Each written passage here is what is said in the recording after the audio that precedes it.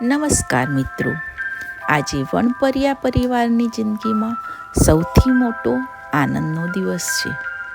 ભગવાને એમને નાની રાજકુમારી રૂપે અમૂલ્ય ઉપહાર આપ્યો છે. આજે વણપરિયા પરિવારની કુલદીપિકા મૌલીની છઠ્ઠી ઉજવાઈ રહી છે. આપણી ગુજરાતી પરંપરા મુજબ બાળકના જન્મના છઠ્ઠા દિવસે છઠ્ઠી માતાની પૂજા કરવામાં આવે છે. આ વિધિમાં ભગવાનને પ્રાર્થના કરવામાં આવે છે કે નાનકડું જીવન હંમેશા તંદુરસ્ત, દીર્ઘાયુ અને સુખી રહે.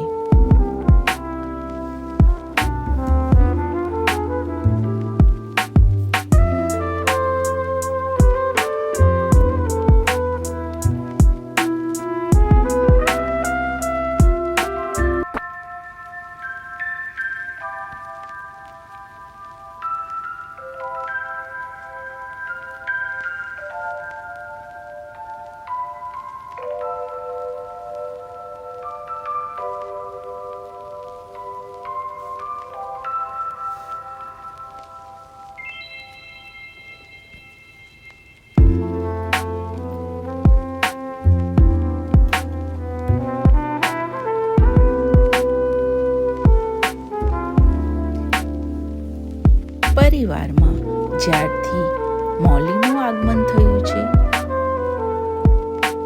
ઘરમાં જાણે સ્વર્ગ ઉતરી આવ્યું છે. જાણે નાનકડા પગલાં ખુશીને દરિયો લઈને આવ્યા છે. એના આગમનથી પરિવારનું જીવન રંગીન બની રહ્યું છે. પરિવારના દરેક સભ્યની ખુશી એમના મુખ પર રેલાઈ રહી છે.